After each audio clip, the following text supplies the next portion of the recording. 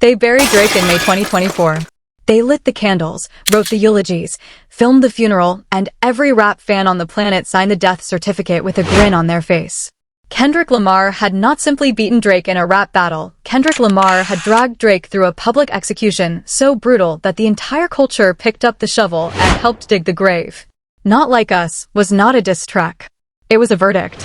It was a stadium chorus. It was a wedding song. It was a school bus anthem. It was a Super Bowl-sized cultural weapon aimed directly at the center of Drake's chest, and it detonated exactly the way Kendrick Lamar wanted it to. By the time the summer of 2024 ended, every single person with a phone believed the story was finished. Everyone believed Drake had been permanently removed from the throne. Everyone believed morality had finally checkmated marketing. Everyone believed authenticity had finally beaten algorithms. Everyone believed the villain of hip-hop had finally been dragged out of the palace and left in the street.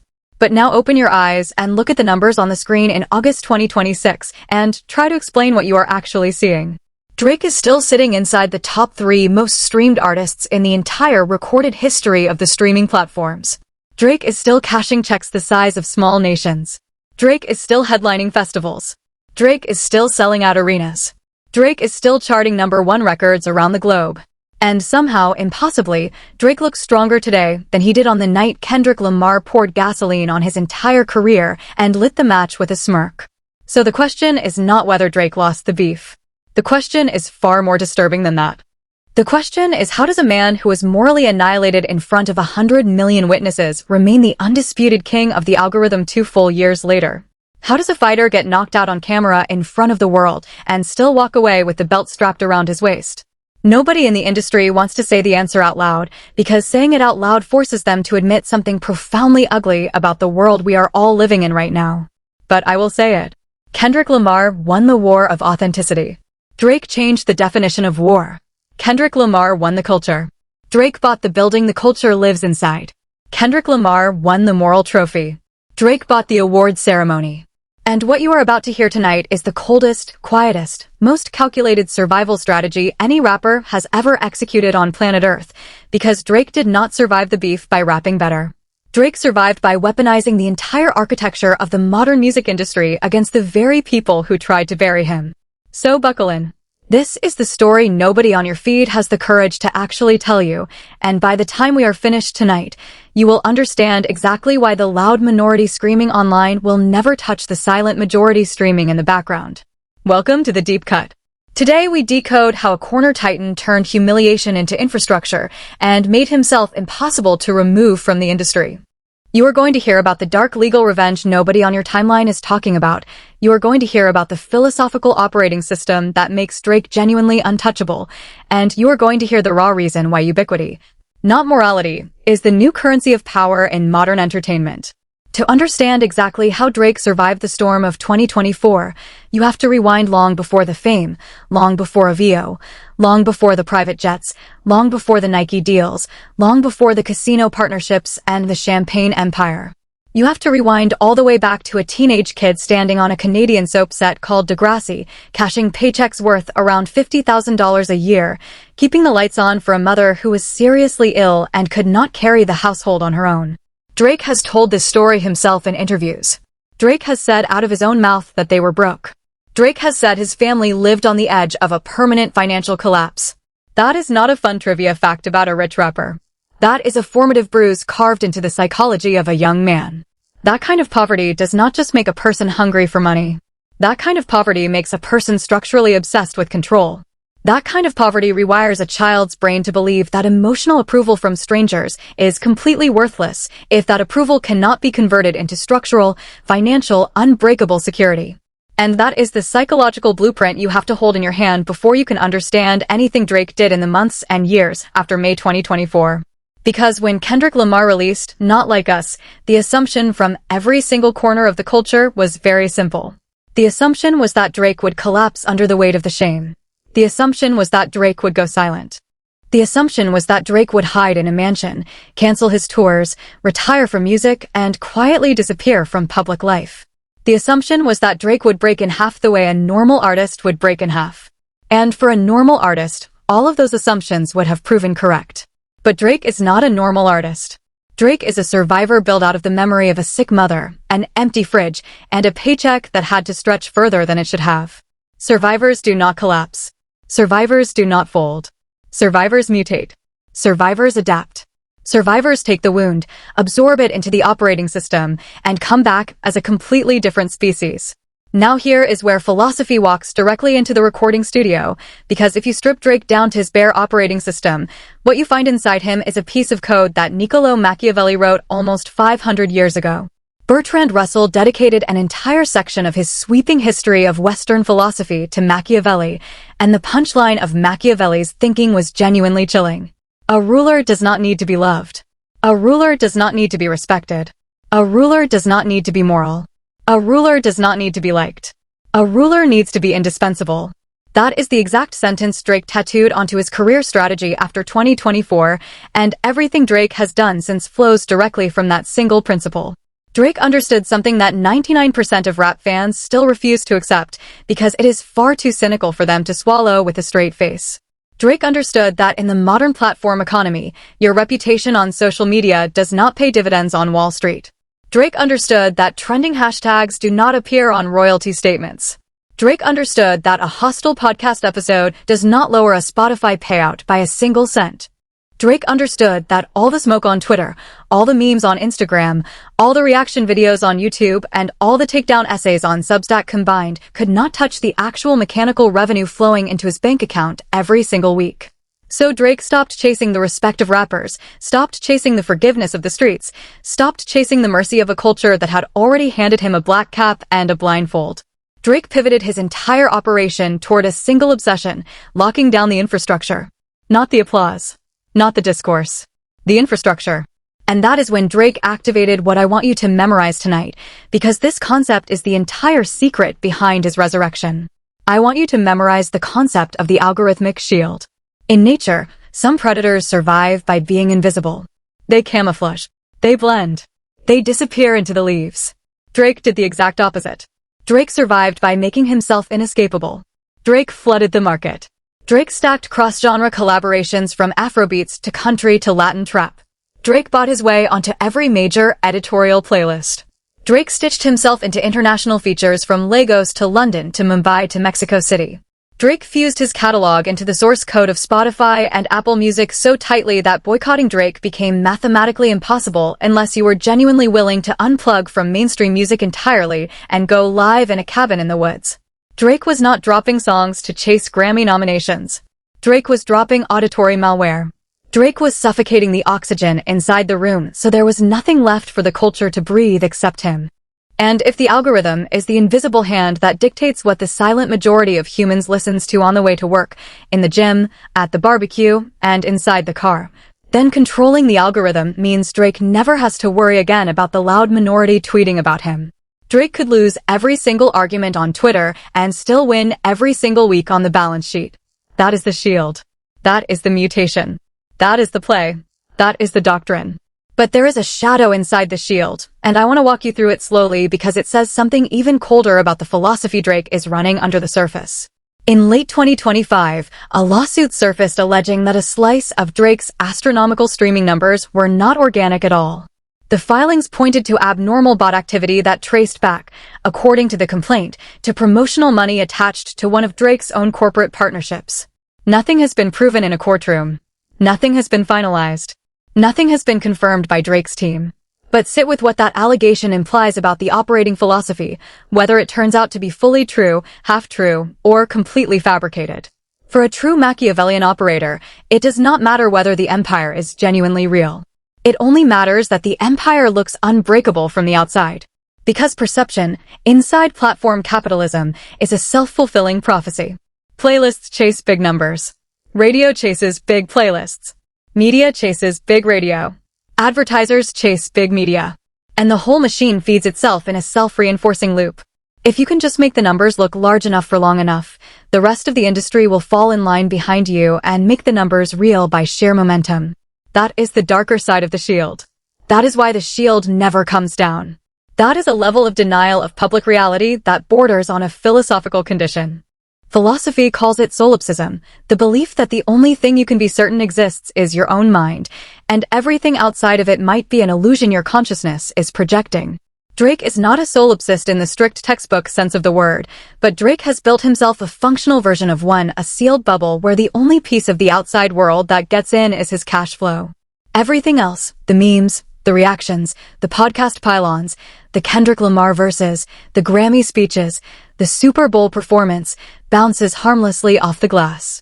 But to protect a bubble like that, you need armor that is bigger than yourself. You need something more than talent. You need something more than money. You need something more than fame. You need an institution. And this is exactly where the second philosopher walks directly into the story. Thomas Hobbes. In the Leviathan, Hobbes argued that human beings surrender their raw freedoms to an absolute authority, a monster of contracts and laws, in order to avoid being destroyed in the anarchy of the pure state of nature. Hobbes even described this authority as an artificial man, a body built from paperwork instead of flesh, a person constructed out of agreements rather than blood. That is exactly what Drake turned OVO into after May 2024. Drake stopped being a rapper. Drake became a corporation. Drake stitched together ironclad contracts with Nike. Drake built high-stakes casino partnerships with Stake.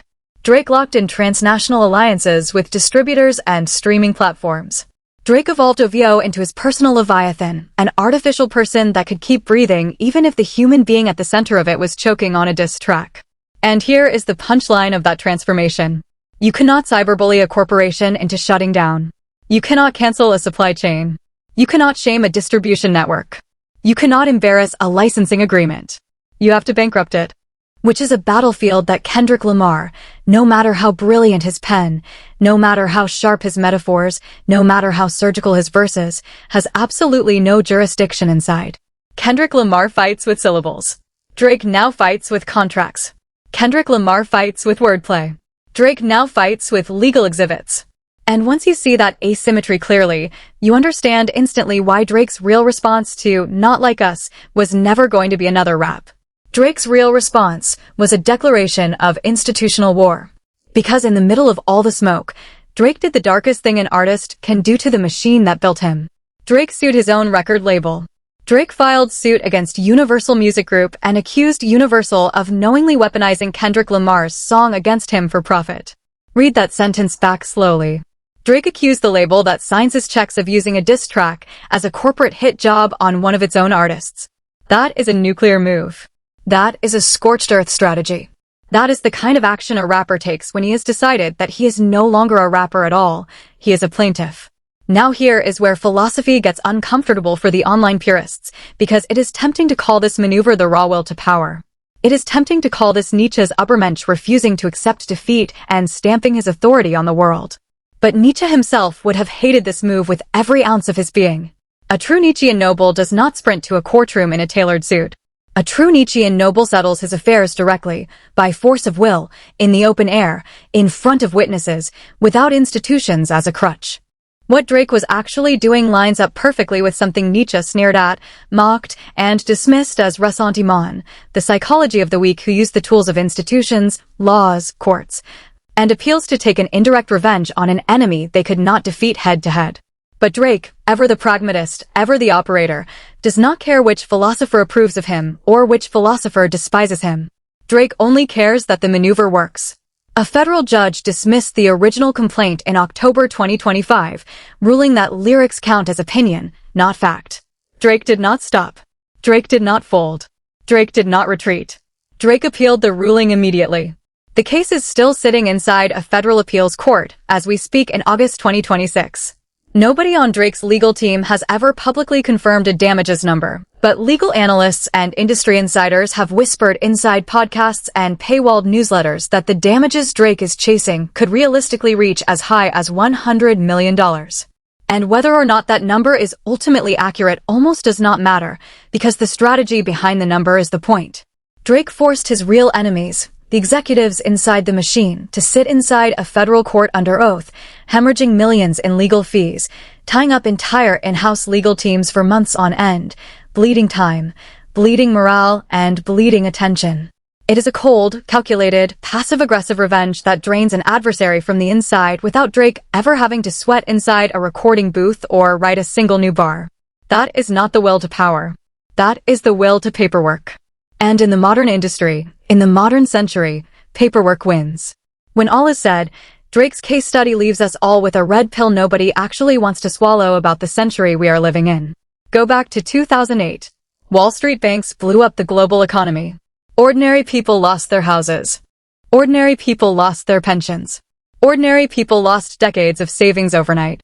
And yet the government wrote enormous checks and bailed the banks out because those banks were officially classified as too big to fail. The banks had been woven so deeply into the plumbing of the global financial system that letting them collapse would have taken the entire system down with them. That was the doctrine of too big to fail, and everyone was disgusted by it, and everyone remembered it, and everyone swore it would never happen again.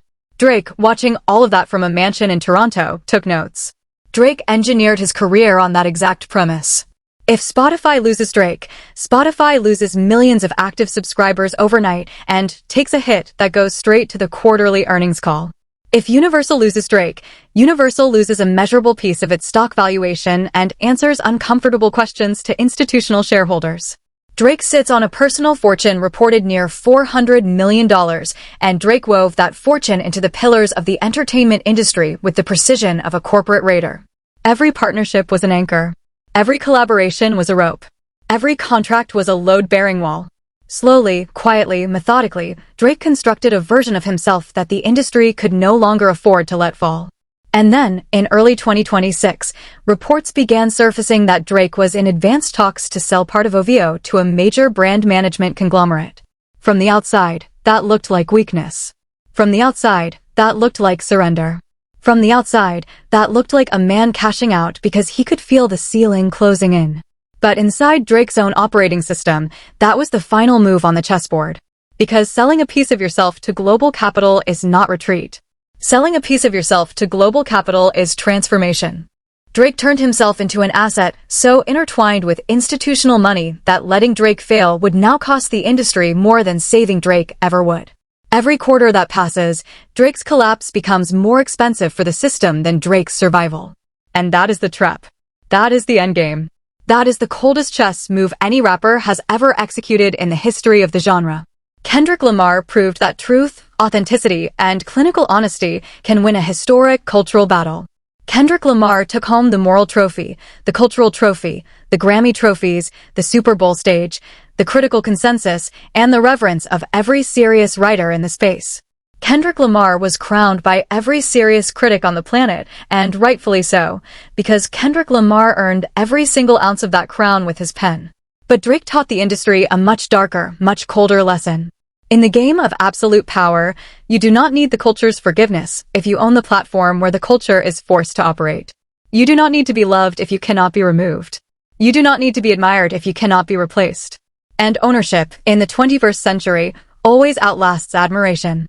And in case anyone still doubted Drake's appetite for another round, look at what happened in May 2026. Drake did not release a single. Drake did not release an EP. Drake did not release a mixtape. Drake did not release an album. Drake released 3 albums in a single night. Iceman. Habibti. Maid of Honor.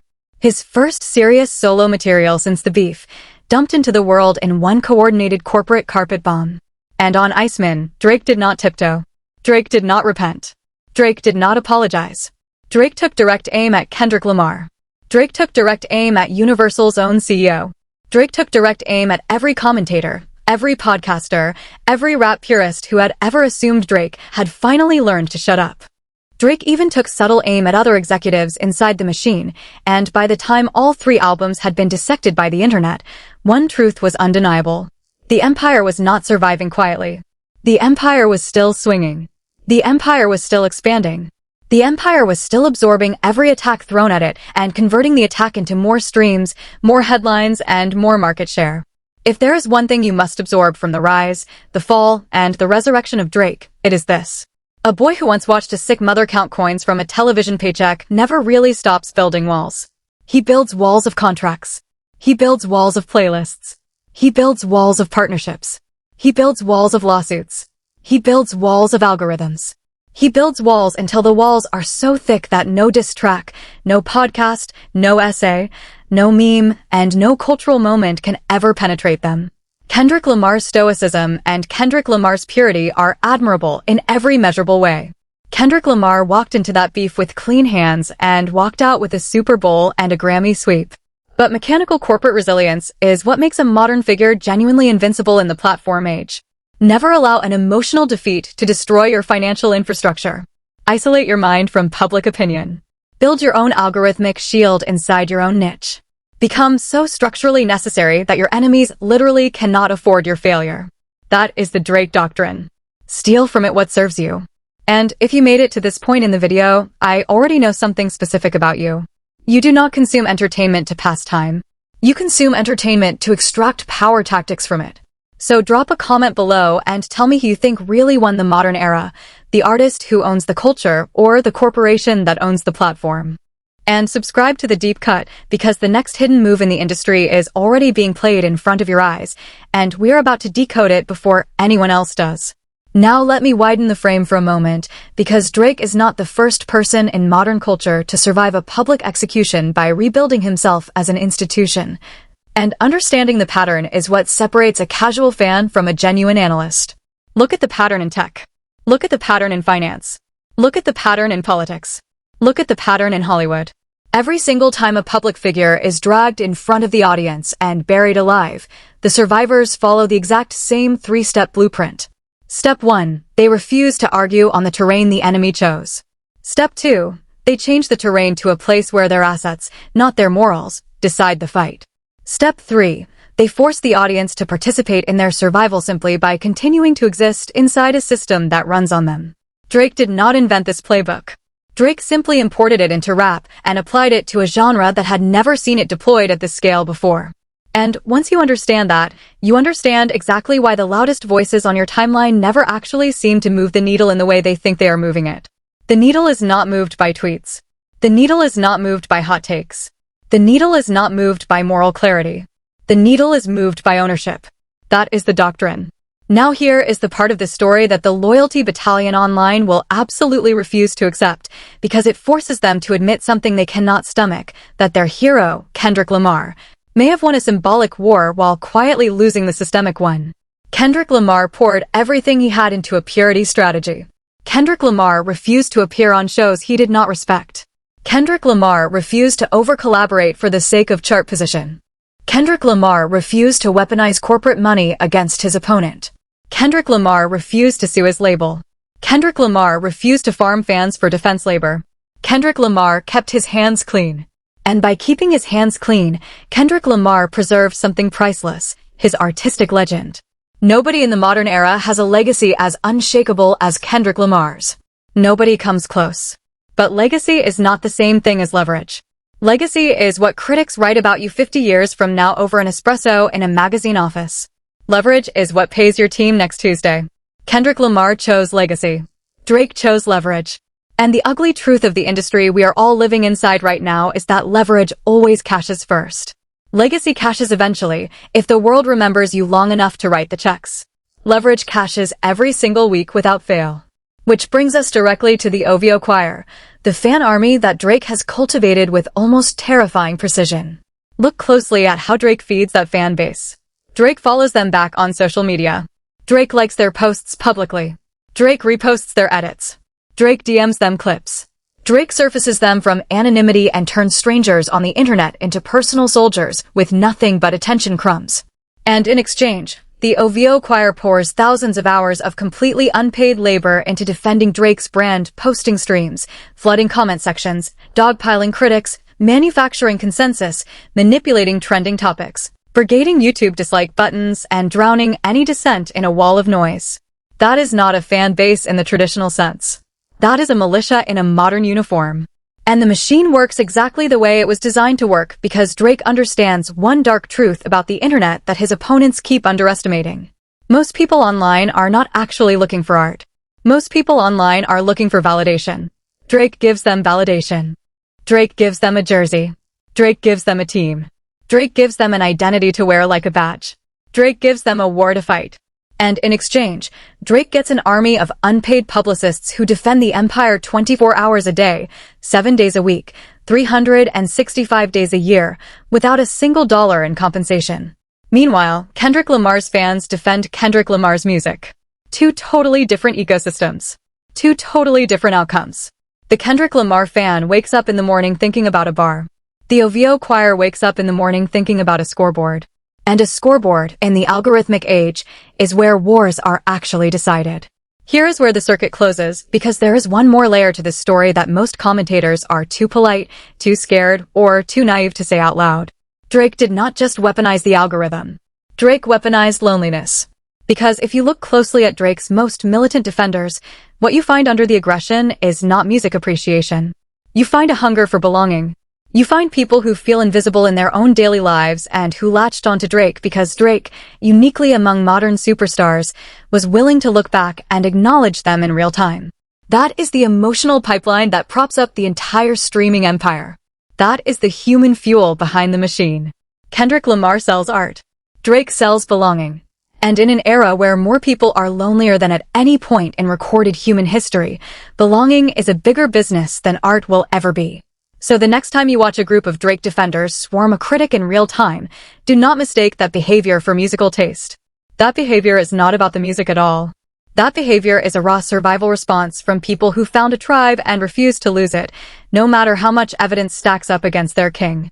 That is the emotional cement holding the empire together, and it is far more durable than any diss track has ever been. Now I want to slow down for a moment and name something the entire internet has been dancing around ever since the beef ended. The mask has cracked, and behind the mask is a version of the music industry that most fans do not want to admit exists. There is no longer a clear line between an artist and a corporation. There is no longer a clear line between a song and a stock ticker.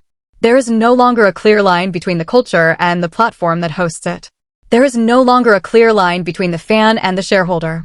Drake understood this convergence years before his opponents did. Drake stopped competing with rappers a long time ago. Drake started competing with private equity firms. Drake started thinking like a hedge fund manager who happens to record vocals in his spare time. Drake started looking at his own catalog the way an investor looks at a diversified portfolio, and every single release since 2024 has been calibrated less like an artistic statement and more like a quarterly earnings maneuver. And that is exactly why, when the culture finally cornered Drake in 2024, Drake did not fight back like a rapper. Drake fought back like a balance sheet. Drake fought back like a term sheet. Drake fought back like a legal brief. And balance sheets, in this century, do not lose to punchlines.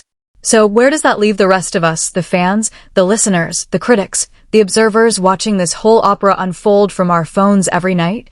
It leaves us with a choice about what kind of victory we are actually willing to celebrate as a culture. Do we celebrate the artist who wins the cultural moment and walks off the stage a hero? Or do we celebrate the operator who loses the cultural moment but reshapes the ground beneath the stage so that no future opponent can ever build there again? Because those are two completely different definitions of winning. Those are two completely different games. Those are two completely different scoreboards. And this beef, whether the internet is ready to say it or not, quietly redefined which one actually matters in 2026. Kendrick Lamar is a genius. Kendrick Lamar will always be a genius. That will never change. Kendrick Lamar's verses will be studied in university classrooms 50 years from now. Kendrick Lamar's Super Bowl performance will be replayed on loop in documentaries not yet written. Kendrick Lamar will hold that moral trophy for as long as English is a language. But Drake will still be on the platform. Drake will still be in the algorithm. Drake will still be the default. Drake will still be inescapable.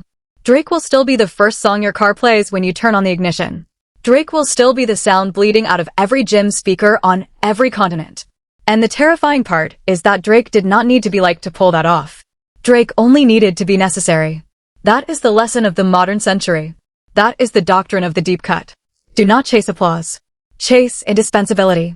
Do not chase forgiveness. Chase leverage. Do not chase moral victory. Chase infrastructural gravity. Do not chase respect. Chase inevitability. Because the world we are all living inside does not reward the purest heart in the room. The world we are all living inside rewards the person whose collapse would cost everyone else too much. And Drake, love him or hate him, mastered that math faster than anyone in his generation. Now stay with me, because there is one final layer to this doctrine that most fans never see, and it is arguably the darkest part of the whole story. Drake did not just build a corporate fortress around himself. Drake weaponized the concept of time. Every week that passes without Drake collapsing is a week that adds another stone to the wall. Every quarter that passes with Drake still charting is another quarter where the executives at Universal, at Spotify, at Apple Music, at every partner in the machine, have to update their internal projections around Drake's continued dominance. And once those projections lock in, removing Drake would mean rewriting the entire business plan for multiple companies simultaneously. That is what happens when a person becomes an institution. Institutions are protected by the friction of removing them, not by the love of keeping them. And Drake understood, before almost anyone else in music, that in the platform age friction is worth more than affection. Nobody in a boardroom is going to blow up their own quarterly targets to please a hip-hop podcast. Nobody in a boardroom is going to torch a catalog worth billions to satisfy the internet's sense of justice. And nobody in a boardroom is going to fire the artist whose absence would tank their user retention curve. Drake bet on that reality, and Drake was right. There is also a psychological component to this that we should not skip over, because it is the part that separates Drake from the countless artists who have tried and failed to pull off a similar comeback. Drake, unlike most artists, does not appear to require the approval of critics to keep functioning. Drake does not appear to require the approval of peers to keep functioning. Drake does not appear to require the approval of the streets to keep functioning. Drake requires the approval of the numbers. And the numbers, love or hate them, keep saying yes. That kind of self-referential validation loop is extraordinarily rare among performers, because most performers were pulled into music by a craving for external love. Drake was pulled into music by a craving for external security. Those are two completely different fuel sources, and they produce two completely different careers under pressure. The love-driven artist collapses when the love disappears. The security-driven artist mutates when the security is threatened. Kendrick Lamar was the love-driven artist executing at the peak of his craft. Drake was the security-driven operator executing at the peak of his strategy. When those two meet in the ring, the culture assumes the artist always wins. The century keeps proving otherwise. The Drake blueprint is not just a music blueprint. It is a life blueprint spreading across every field of modern work. The influencer who gets cancelled but keeps the Shopify empire. The founder who gets exposed but keeps the cap table. The politician who gets indicted but keeps the primary voters. In every arena, the same pattern repeats. Culture screams. Infrastructure shrugs. And the survivor is the one with the most tangled position inside the system. Reputation is a decoration. Position is a fortress. So let me ask you one more time, and this time I want you to actually think about it before you scroll past. Who really won this war? The man who owns the truth, or the man who owns the terrain the truth has to walk on? Because in the modern industry, and in the modern world, one of those answers pays every single Friday. The other one gets a plaque on a wall nobody visits. Drop your verdict in the comments and be honest with yourself, not honest with your team. Watch the next episode of The Deep Cut sitting on your end screen right now, because the next hidden move in the industry has already been played, and we're about to decode it before anyone else even knows what happened. The mask has cracked, and once you have seen the face behind it, you can never unsee it again.